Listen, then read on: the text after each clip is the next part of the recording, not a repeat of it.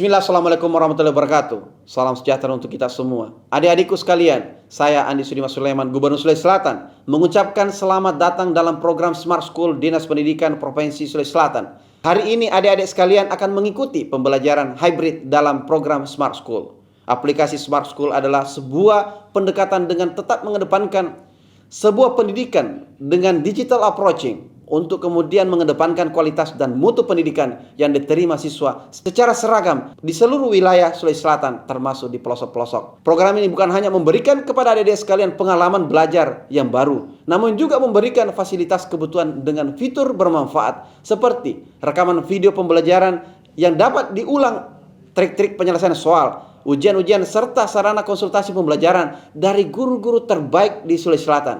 Sering-sering mengakses aplikasi Smart School melalui gawai yang adik-adik sekalian miliki di setiap kesempatan yang dimiliki. Untuk seluruh adik-adikku sekalian yang saya cintai, saya banggakan, selamat belajar dan semoga ilmu yang didapatkan bermanfaat untuk menambah pengetahuan pendidikan adik-adik sekalian. Salam kita pada salam. Assalamualaikum warahmatullahi wabarakatuh. Salam sejahtera untuk kita semua.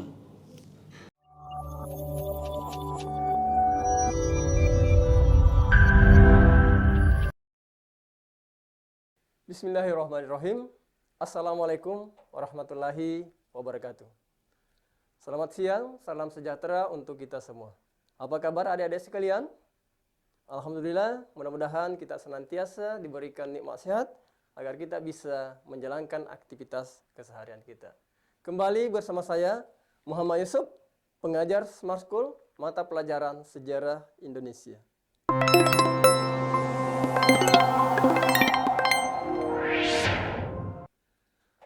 Adapun materi yang akan kita bahas pada pertemuan hari ini yaitu perjuangan mempertahankan kemerdekaan dari ancaman sekutu dan Belanda.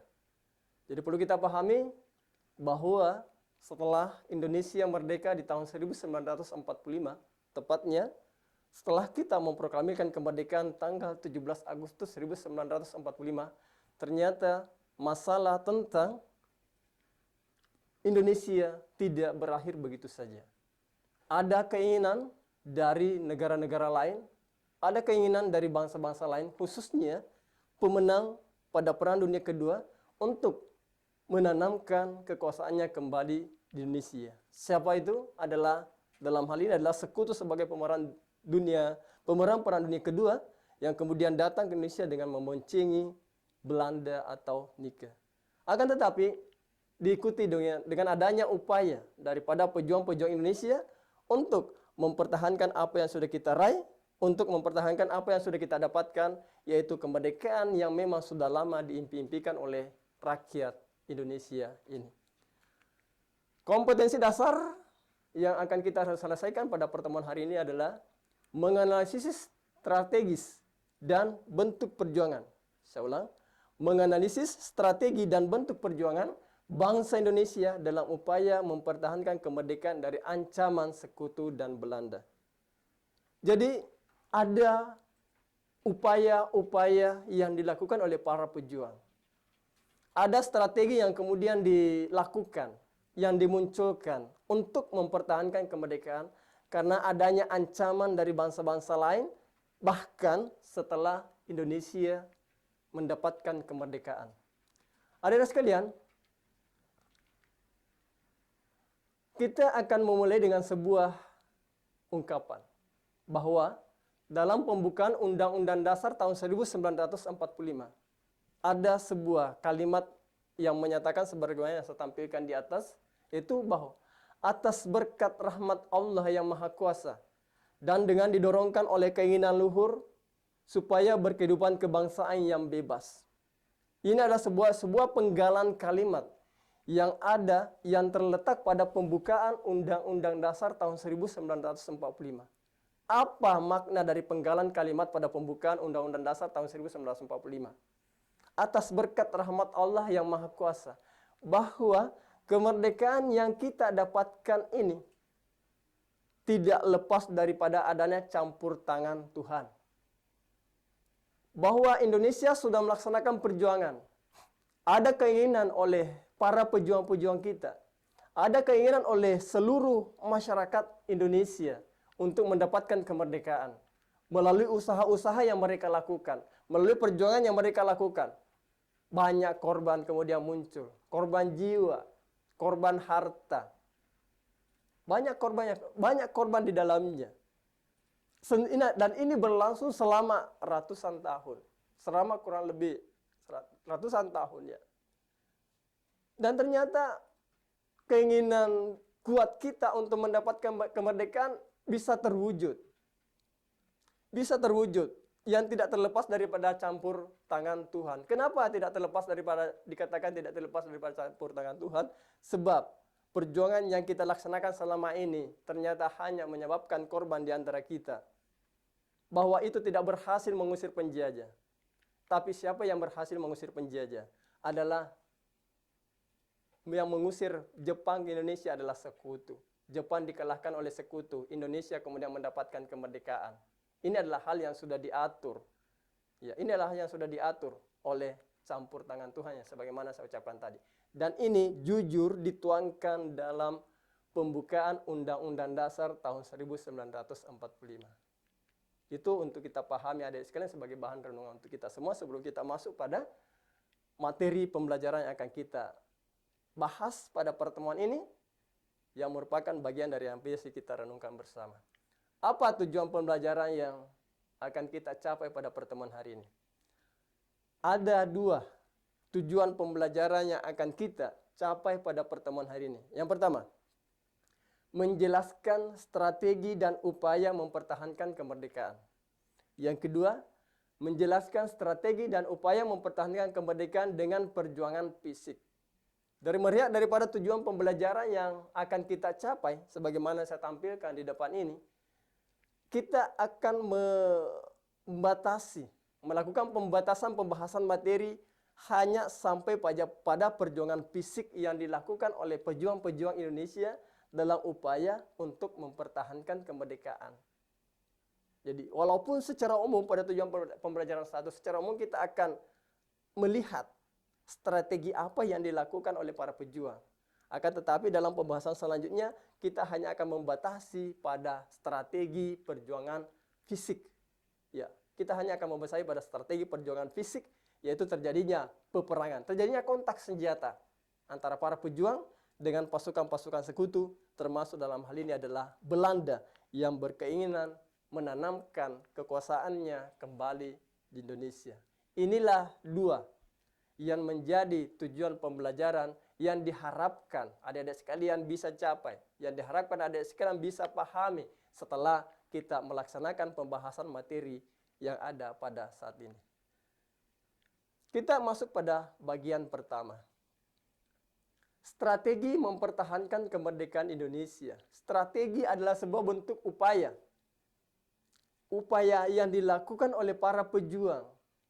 Upaya yang dilakukan oleh rakyat Indonesia secara keseluruhan. Yang dimotori oleh para pejuang-pejuang untuk mempertahankan kemerdekaan Indonesia dari ancaman sekutu dan Belanda. Jadi ada dua. Dari ancaman sekutu dan Belanda. Karena sekutu, atas nama sekutu yang datang, tapi di dalamnya ada Nika, ada Belanda yang ingin menanamkan kekuasaannya kembali di Indonesia. Apa yang dilakukan oleh para pejuang kita? Bagaimana cara mereka untuk mempertahankan kemerdekaan? Ini yang kita kenal dengan nama strategi. Cara mereka berjuang seperti apa? Ada dua cara perjuangan. Ada dua strategi perjuangan yang dilakukan oleh bangsa Indonesia, oleh rakyat Indonesia, oleh pejuang-pejuang Indonesia untuk mempertahankan kemerdekaan. Yang pertama adalah perjuangan dalam bentuk fisik. Yang mana yang dimasukkan perjuangan dalam bentuk fisik? Itu perjuangan yang terjadinya kontak langsung. Terjadi konfrontasi, kontak langsung. Kontak senjata antara para pejuang-pejuang dengan pasukan sekutu dan Belanda.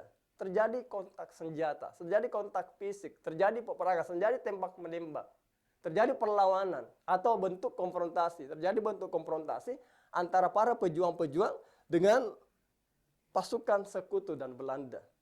Perjuangan fisik itu sendiri dibagi menjadi dua. Ada yang disebut dengan perang kota, ada yang disebut dengan perang gerilya. Perang kota adalah perang yang terjadi secara terbuka. Perang yang terjadi secara terbuka antara para pejuang dengan pasukan sekutu dan Belanda.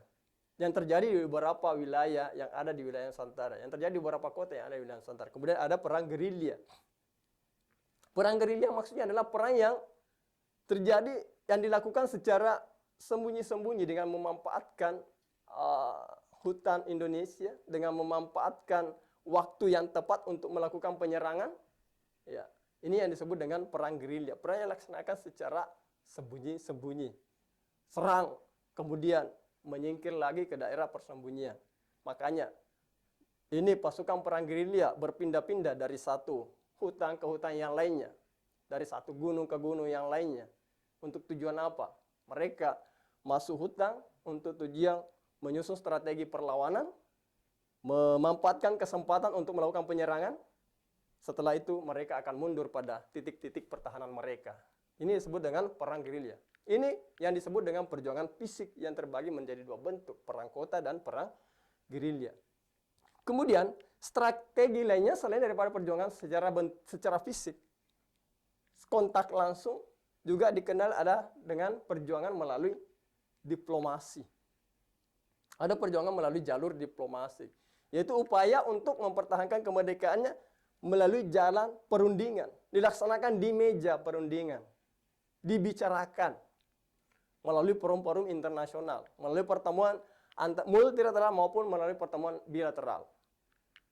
Pertemuan antara dua negara, misalnya antara Indonesia dengan Belanda untuk membicarakan nasib Indonesia. Begitupun dalam hal pertemuan antar di beberapa organisasi internasional seperti di PBB dan lain untuk membicarakan mengenai nasib Indonesia setelah kemerdekaan yang diobok-obok oleh bangsa lain yang ingin berkuasa kembali. Ada perjuangan diplomasi, ada upaya diplomasi melalui perundingan, di meja perundingan, penyelesaian melalui meja perundingan. Pertanyaannya kemudian, yang manakah yang kemudian berhasil mempertahankan kemerdekaan? Perjuangan yang mana? Strategi yang mana yang kemudian memiliki peranan dalam hal mempertahankan kemerdekaan dari sekutu dan Belanda? Ya, ini adalah sebuah pertanyaan yang sangat susah untuk dipisahkan yang mana sebenarnya yang lebih berhasil.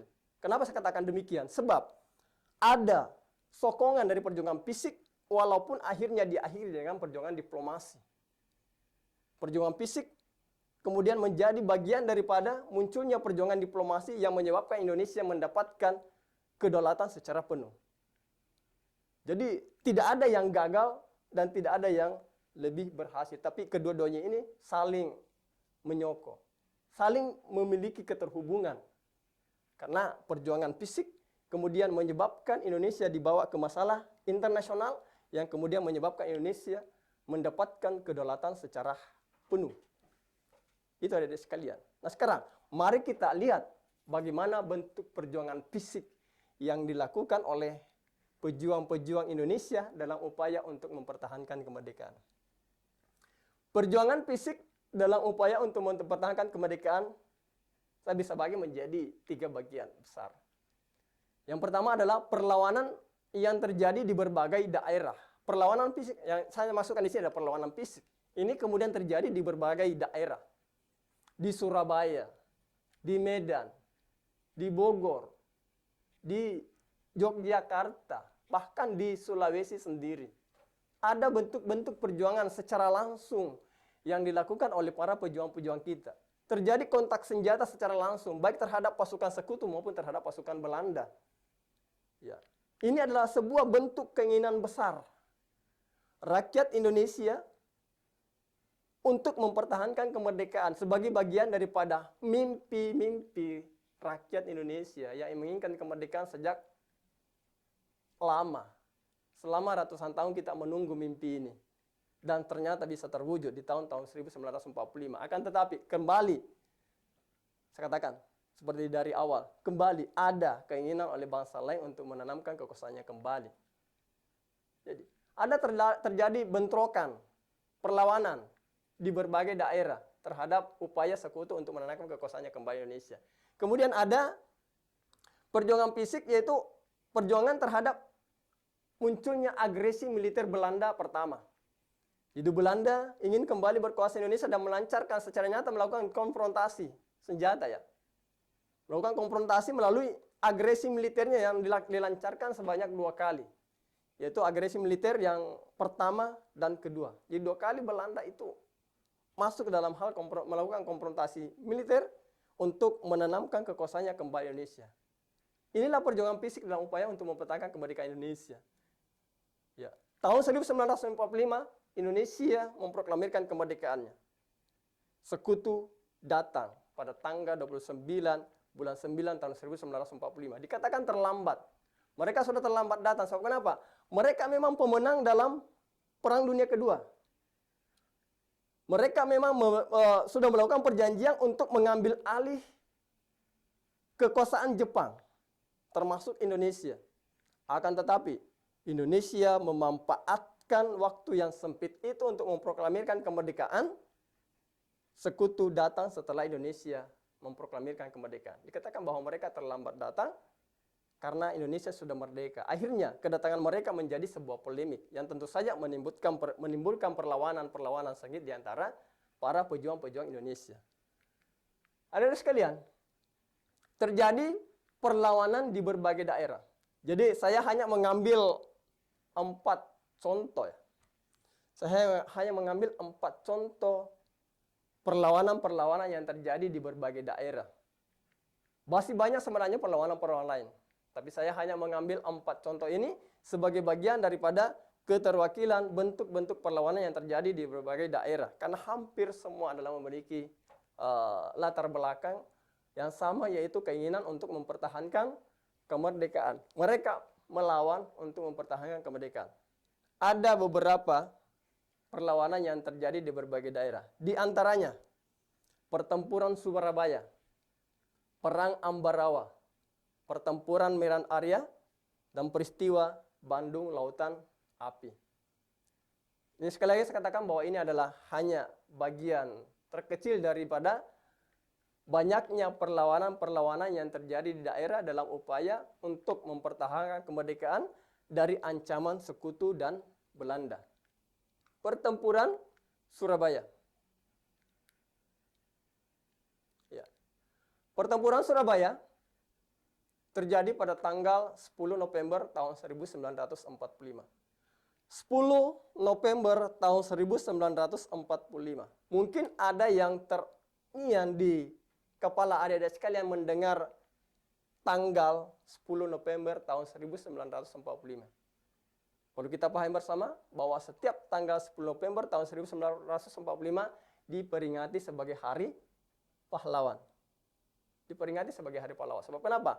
Terjadi pertempuran hebat di Surabaya pada hari itu dan menyebabkan korban yang sangat besar yang kemudian oleh pemerintah tanggal 10 November itu dinyatakan sebagai Hari Pahlawan karena banyaknya korban yang muncul di saat peristiwa perang 10 November di Surabaya ini. Apa yang memicu? Apa yang memicu timbulnya pertempuran di Surabaya? Ternyata hal yang memicu timbulnya pertempuran di Surabaya adalah karena terbunuhnya Jenderal Malabi. Ya. Brigadir Jenderal Malabi terbunuh pada saat sekutu kembali melakukan penguasaan di Surabaya. Ya, kembali sekutu melakukan penguasaan di Surabaya. Maaf.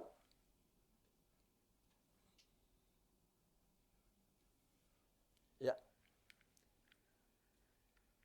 Ini yang memicu atau menyulut timbulnya perang karena terbunuhnya Brigadir Jenderal Malabi di Surabaya. Kemudian dampak dari terbunuhnya Brigadir Jenderal Malabi ini, pemimpin pasukan sekutu kemudian mengeluarkan ultimatum kepada pejuang Indonesia untuk menyerahkan diri. Ya. Untuk menyerahkan diri, mengeluarkan ultimatum untuk segera menyerahkan diri paling lambat tanggal 10 November tahun 1945. Jadi ada ultimatum dari pimpinan pasukan sekutu untuk kepada para pejuang-pejuang Indonesia untuk segera menyerahkan diri. Ya, menyerahkan diri akibat dari terbunuhnya Brigadir Jenderal Malabi ini. Tapi apa yang terjadi? Ternyata ultimatum ini tidak berhasil menemukan siapa pembunuh Jenderal Malabi. Ya, sampai tanggal 10 November tahun 1945 di pukul 6.00 mereka tidak berhasil mendapatkan siapa pembunuh Jenderal Malabi. Akhirnya sekutu mulai melakukan penyerangan. Yang tentu saja mendapatkan reaksi dari pejuang-pejuang kita. Terjadilah tembak-menembak. Ya. Apa yang terjadi kemudian? Korban yang sangat luar biasa di pihak pejuang-pejuang Indonesia. Pejuang-pejuang Indonesia yang ada di Surabaya berhasil dipukul mundur. Kemudian ternyata Surabaya tidak bisa dipertahankan, tidak bisa direbut oleh pejuang kita, dan mereka harus mengambil keputusan mundur ke Mojokerto. Iya, kita memang tidak berhasil merebut Surabaya, tapi kita memperlihatkan, pejuang-pejuang kita memperlihatkan keinginan kuatnya untuk mempertahankan Indonesia, bahwa mereka tidak ingin begitu saja dilewati, begitu saja diserang, tapi mereka melakukan perlawanan sengit. Terjadi tembak-menembak. Walaupun dalam hal ini apa? Apa yang menyebabkan kekalahan dari pasukan kita? Sebab persenjataannya memang jauh tidak seimbang.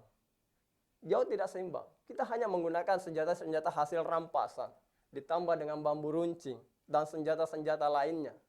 Senjata manual lainnya seperti golok dan lain-lain. Yang melawan persenjataan dari pemenang Perang Dunia Kedua, yaitu sekutu. Ya, sekutu. Dalam hal ini termasuk Belanda di dalamnya. Ya, hal yang sangat tidak seimbang sehingga menyebabkan kita tidak bisa, pejuang kita tidak bisa mempertahankan Surabaya dari hasil dari pertempuran yang terjadi tanggal 10 November itu. Yang kemudian mereka mengambil keputusan untuk mundur ke Mojokerto. Ya, mundur ke Mojokerto untuk kembali menyusun strategi perlawanan selanjutnya. Untuk menyusun bagaimana melakukan perlawanan atau penyerangan-penyerangan selanjutnya. Pertempuran Surabaya yang kemudian dikenang sebagai Hari Pahlawan pada tanggal 10 November selalu diperingati sebagai Hari Pahlawan. Perang Ambarawa. Perang Ambarawa dilatar belakangi adalah dipersenjatainya tawanan perang dalam hal ini tentara Belanda oleh sekutu.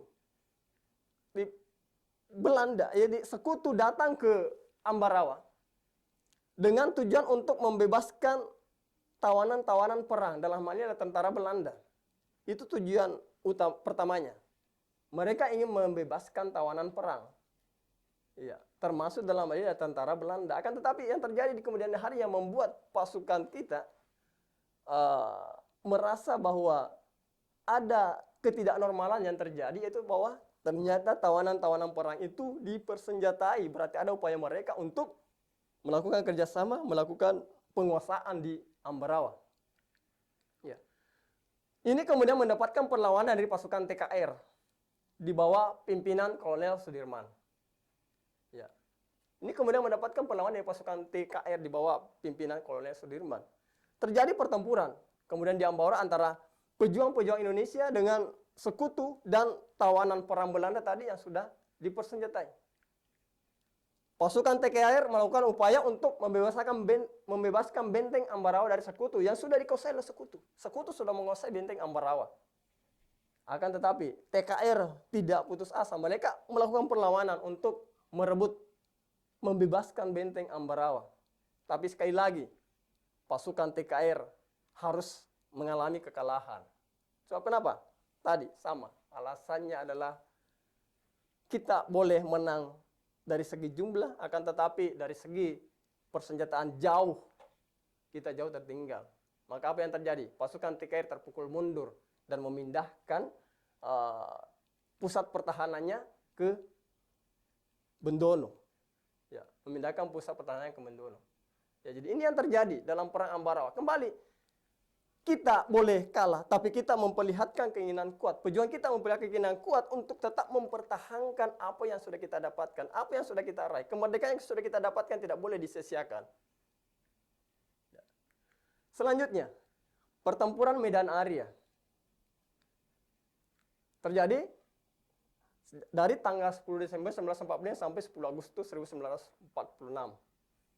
Ya, hampir 1 tahun berlangsung perang di Medan Area. Apa yang menjadi pemicu dari munculnya perang atau pertempuran Medan Area? Ternyata pertempuran Medan Area dipicu oleh kedatangan sekutu yang memboncengi Nika. yang kemudian melakukan pelecehan terhadap lambang merah putih. Yang kemudian mereka mengeluarkan ultimatum untuk menyerahkan senjata kepada sekutu, meminta kepada pejuang-pejuang kita untuk menyerahkan persenjataan. Karena mereka merasa terancam dengan keberadaan pasukan di tempat itu, di Medan ya, di Medan. Mereka merasa terancam dengan keberadaan pasukan yang bersenjata. Maka mereka mengeluarkan ultimatum kepada pejuang untuk menyerahkan senjata mereka. Ditambah lagi adanya pelecehan terhadap lambang merah putih yang terjadi di hotel di Medan. Yaitu mereka merebut pin merah putih yang ada di salah satu pemuda pejuang kita, kemudian membuangnya dan menginjak-injaknya. Ini kemudian yang melukai perasaan para pejuang Indonesia yang menyebabkan mereka melakukan perlawanan, melakukan penyerangan terhadap pasukan sekutu bersama dengan Nika atau Belanda yang ada di Medan pada saat itu. Ya. Sekutu kemudian menyerang kota Medan dan mendudukinya sebab ultimatum untuk menyerahkan senjata yang dikeluarkan kepada para pejuang kita tidak digubris, tidak dilaksanakan oleh pejuang kita. Maka mereka mulai melakukan penyerangan. Ya, kota Medan pun diduduki. Ya, sehingga apa yang terjadi? Kembali pejuang-pejuang yang ada di Medan harus berpindah keluar kota Medan, tepatnya di Siantar. Mereka harus memindahkan kembali kantor pertahanannya ke tempat lain. Sebab kenapa? Medan sudah dikuasai oleh sekutu bersama dengan Nika. Kembali, pejuang kita harus terpukul mundur. Ya, pejuang kita harus terpukul mundur. Yang terakhir adalah peristiwa Bandung Lautan Api yang terjadi pada tanggal 23 Maret 1946. Ini diawali dengan adanya ultimatum sekutu untuk mengosongkan Bandung dari pasukan bersenjata. Ya. Ada ultimatum, ada sebuah pernyataan yang dikeluarkan oleh pasukan sekutu untuk kepada para pejuang-pejuang kita untuk meninggalkan Bandung. Karena kenapa? Mereka merasa terancam dengan keberadaan pasukan bersenjata yang ada di Bandung. Ya, maka mereka mengeluarkan ultimatum bahwa Bandung tidak harus dikosongkan dari para pejuang. Maka langkah apa yang terjadi kemudian? Langkah apa yang diambil oleh para pejuang-pejuang kita sehingga muncul peristiwa Bandung Lautan Api ini? Mereka mengambil inisiatif tidak rela untuk menyerahkan Bandung untuk selanjutnya dimanfaatkan oleh pasukan sekutu dan Nika. Maka Bandung dibakar, di bumi hanguskan. Yang membakar siapa? Yang membakar adalah pejuang-pejuang kita. Yang membakarnya adalah para pejuang-pejuang kita. Sebab mereka tidak rela menyerahkan Bandung. Karena Bandung harus tinggalkan. Pejuang kita tidak bisa tinggal juga di situ. Sebab kenapa? Mereka mendapatkan ancaman dari pasukan sekutu. Yang tentu saja apabila memunculkan perang yang lebih hebat lagi. Satu yang perlu kita perhatikan. Pasti akan banyak korban di pihak Indonesia. Sebab terjadi ketidakberimbangan persenjataan yang dimiliki oleh pasukan sekutu dengan yang dimiliki oleh para pejuang-pejuang kita. Maka mereka harus meninggalkan Bandung, tapi tidak ditinggalkan begitu saja. Mereka kemudian membumi hanguskan, membakar Bandung, sehingga dikenallah peristiwa Bandung Lautan Api. Apa kesimpulan yang bisa kita tarik dari perjuangan fisik yang dilakukan oleh rakyat Indonesia dalam upaya untuk mempertahankan kemerdekaan? Mereka memang tidak berhasil mengusir sekutu. Mereka memang tidak berhasil mengalahkan sekutu.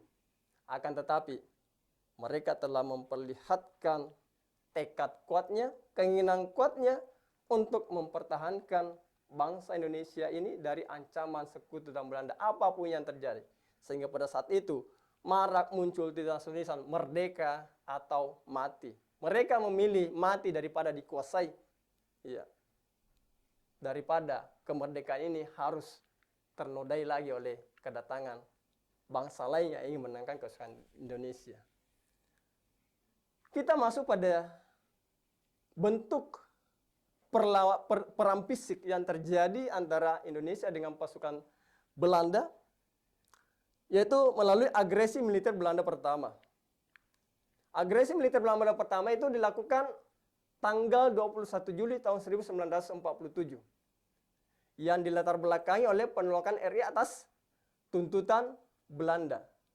Iya, penolakan terhadap tuntutan Belanda yang ingin menaikkan kekuasaannya kembali Indonesia. Iya. Jadi Belanda kemudian melakukan konfrontasi militer, melakukan penyerangan. Dengan tujuan untuk apa? Untuk menghancurkan Indonesia. Satu tujuannya adalah untuk menghancurkan Indonesia agar mereka bisa menanamkan kembali kekuasaannya. Apa dampak dari agresi militer Belanda pertama ini? Itu berdampak pada masalah Indonesia kemudian dibawa ke pembicaraan internasional. Muncul reaksi dari negara-negara lain. Muncul reaksi dari India misalnya. Yang kemudian mengusulkan kepada Dewan Keamanan PBB agar masalah Indonesia diselesaikan dengan damai melalui meja perundingan. Perang fisik memang boleh terjadi, tapi kemudian berdampak pada dibicarakannya Indonesia di meja perundingan melalui pembicaraan internasional. Ya, ini adalah reaksi yang kemudian muncul dari negara-negara lain sebagai dampak daripada adanya penyerangan, adanya konfrontasi militer yang dilaksanakan oleh Belanda pada tanggal 21 Juli tahun 1947 yang dikenal dengan agresi militer Belanda pertama. Selanjutnya, agresi militer Belanda kedua. Agresi militer Belanda kedua dilancarkan pada tanggal 19 Desember tahun 1948. Di mana dalam hal ini Belanda melancarkan konfrontasi militer, mereka ingkar atas perjanjian Renville. Ya, Belanda ingkar terhadap perjanjian Renville. Iya. Dampak dari agresi militer Belanda kedua ini terbentuklah pemerintahan darurat Republik Indonesia di Sumatera. Jadi Soekarno memerintahkan agar segera dibentuk pasukan darurat Republik Indonesia di Sumatera dengan alasan mereka khawatir bahwa Jakarta akan dikuasai oleh pasukan Belanda. Maka pada saat mereka dikuasai dan pemimpin-pemimpin yang ada di Jakarta tertangkap, maka lanjutkan pemerintahan di Sumatera. Dan dampak yang terbesar lainnya dari agresi militer Belanda kedua ini adalah munculnya serangan umum 1 Maret tahun 1949. Serangan secara besar-besaran yang dilakukan oleh rakyat Indonesia walaupun tidak berhasil mengalahkan Belanda, tapi melalui serangan umum 1 Maret 1949 ini berhasil mengetuk dunia internasional yang kemudian menyebabkan Indonesia dibicarakan dalam dunia internasional yang mengarah pada diberikannya kedaulatan Indonesia secara penuh pada saat itu. Inilah adik-adik sekalian, perlawanan fisik yang dilaksanakan oleh Indonesia dalam upaya untuk mempertahankan kemerdekaan. Saya ulangi kembali. Dari pertanyaan awal yang mengatakan, apakah perlawanan fisik berhasil mempertahankan kemerdekaan? Sementara kita lihat dari beberapa peristiwa yang saya contohkan tadi, bahwa ternyata pejuang kita tidak berhasil mengalahkan pasukan sekutu maupun pasukan Belanda. Tapi sekali lagi, berdampak pada apa? Berdampak pada dibicarakannya Indonesia ke dunia internasional. Berdampak pada munculnya sikap simpati dari negara-negara lain untuk menyelesaikan masalah Indonesia. Akhirnya apa? Kita berhasil mendapatkan kedaulatan kita kembali. Indonesia berhasil mendapatkan kedaulatan. Dengan demikian, bisa dikatakan melalui perjuangan fisik yang kemudian mengarah pada perjuangan diplomasi, Indonesia berhasil mempertahankan kemerdekaannya dari ancaman negara-negara lain yang ingin ingin menanamkan kedudukannya kembali ke Indonesia. Itulah bagian materi yang bisa saya bawakan pada hari ini adik-adik sekalian. Sebelum kita menutup pertemuan kita hari ini, mari kita berlatih untuk menjawab soal-soal yang ada. Saya pada latihan soal pertama. Bisa dilihat di layar adik sekalian. Dampak serangan umum 1 Maret tahun 1949 yang menunjang perjuangan diplomasi adalah, jadi dampak peristiwa serangan umum yang menunjang perjuangan diplomasi. Ingat, pernyataan soal yang menunjang perjuangan diplomasi adalah, yang manakah di antara dampak yang ada di alternatif jawaban yang ada yang bisa menunjang perjuangan diplomasi Indonesia? Ingat, menunjang perjuangan diplomasi, bahwa perjuangan fisik menunjang perjuangan diplomasi. Jawaban yang paling tepat memang adalah C. Itu bahwa dampak ini kemudian berdampak pada dijadikannya peristiwa serangan umum 1 Maret 1949 ini untuk membantu Indonesia dalam pembicaraan di forum internasional. Dalam hal ini adalah dibawanya masalah Indonesia ke forum PBB. Kita lihat soalnya. Kita analisis soalnya dulu. Dampak serangan umum. Ingat, perjuangan diplomasi yang ada di sini. Jadi dampaknya terhadap perjuangan diplomasi. Kalau kita berbicara masalah perjuangan diplomasi, maka yang alternatif yang bisa dibenarkan adalah dampak yang bukan dalam bentuk terjadinya peperangan secara fisik, baik perang kota maupun perang gerilya. Satu-satunya yang tidak memperlihatkan ciri perang kota, perang fisik adalah C. Alternatif tentang meningkatkan kemajuan TNI di medan pertempuran. Bahwa berarti ini adalah dampak di bidang perjuangan fisik, bukan diplomasi. Iya benar, bahwa serangan umum 1 Maret berdampak pada meningkatnya semangat juang TNI. Semangat juang kita meningkat sebab ada kesatuan, ada persatuan dari segenap pejuang-pejuang kita untuk melakukan perlawanan. Berdampak pada meningkatnya semangat juang. Tapi apakah ini dalam bentuk dampak di bidang dalam hal perjuangan diplomasi? Tidak. Ini dampak dalam hal perjuangan fisik. 2. Menunjukkan bahwa TNI masih ada dan terorganisasi. Apakah ini bukan dampak dari serangan umum 1 Maret? Iya.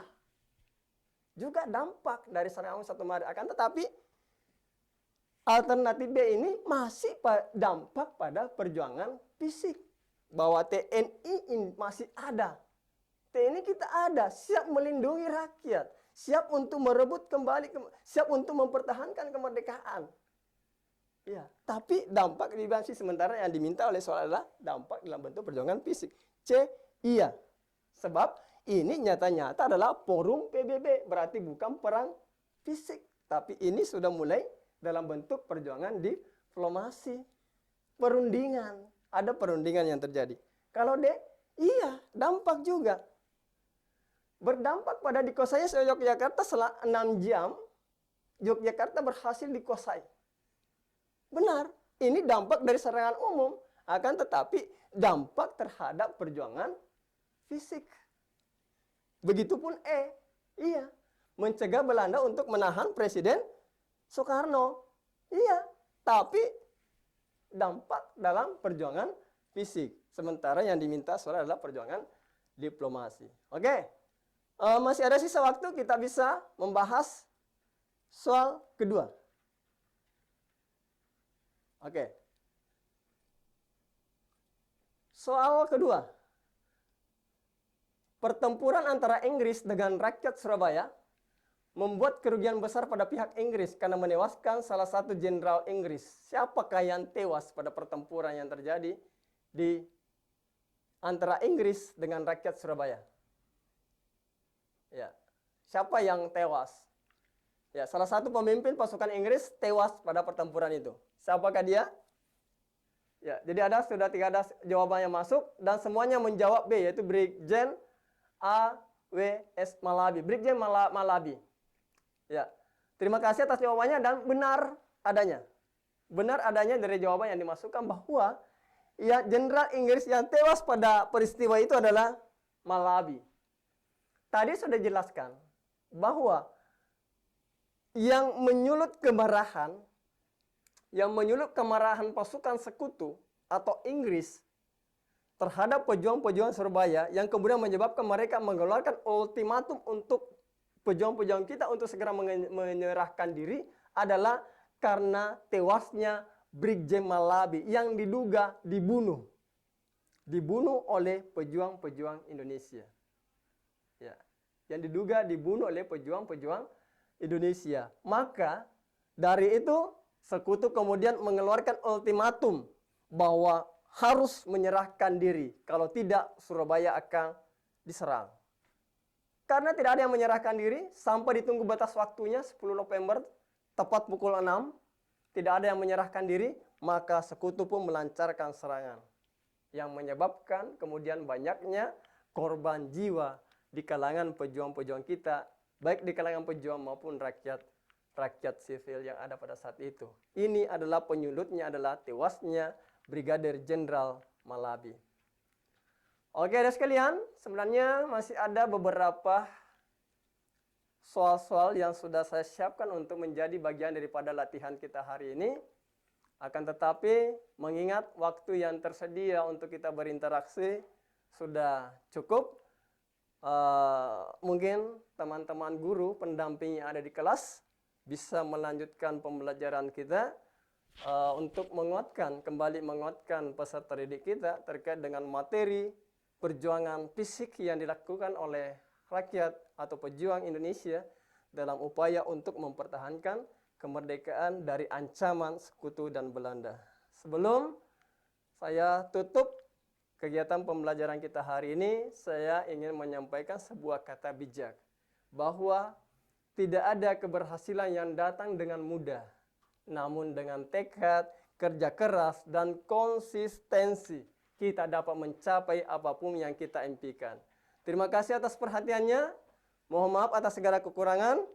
Saya akhiri dengan ucapan terima kasih atas segala perhatiannya. Wabillahi taufiq wal hidayah. Wassalamualaikum warahmatullahi wabarakatuh.